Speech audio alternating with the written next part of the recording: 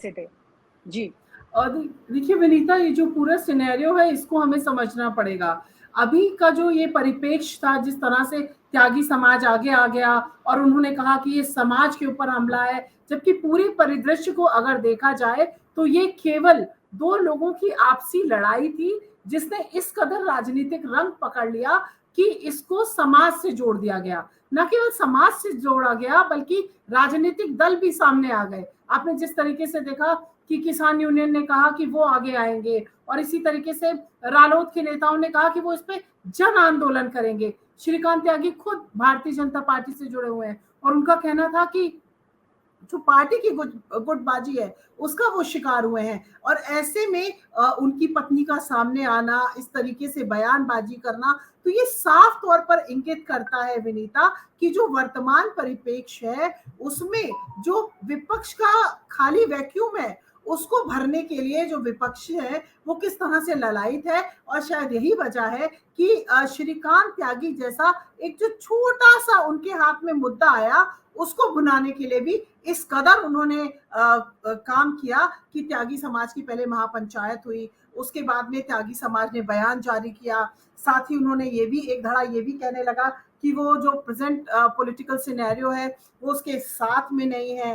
राजनीतिक दलों ने भी खूब बजाया इसको। तो कुल मिलाकर ये जो पूरा घटनाक्रम है ये बता रहा है कि किस तरह से विपक्ष के पास मुद्दों की कमी है। शायद यही वजह है कि वो जो छोटे छोटे मामले, बेवजह आपसी खींचतान के मामले हैं, उनको लेकर भी बड़े पैमाने पर राजनीति की तैयारी में है। और श्रीकांत त्यागी जैसा मसला, श्रीकांत त्यागी पहले भी बाहुबली रहे हैं और उनके बारे में ये कहा जाता है कि इलाके में उनका तांडव और उनका आतंक नई बात नहीं है। उनकी दीवार प्राधिकरण ने तब गिराई जब ये मामला सामने आया, और उससे पहले ही कितना अतिक्रमण था ये सामने परिदृश्य में दिख रहा है, बावजूद इसके सालों साल कोई कार्रवाई ना होना। तो कुल मिलाकर जब तुम मेरी गोद में बैठोगे तो तुम राजा बेटा हो, लेकिन जैसे ही तुम गोद से उतर जाओगे तो तुम विलेन हो जाओगे।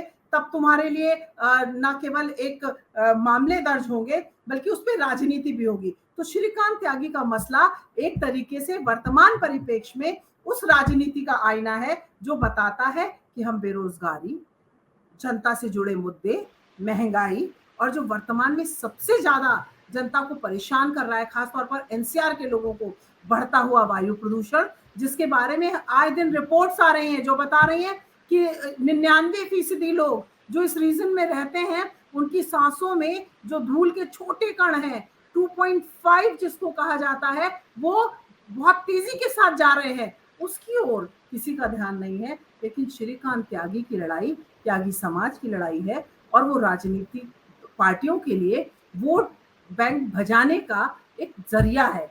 तो कुल मिलाकर जो वर्तमान परिप्रेक्ष्य और जिस तरह से उत्तर प्रदेश के हालात हैं वो साफ तौर पर इंगित कर रहे हैं कि प्रदेश में हम जा के सो रहे हैं, हम कर क्या रहे हैं।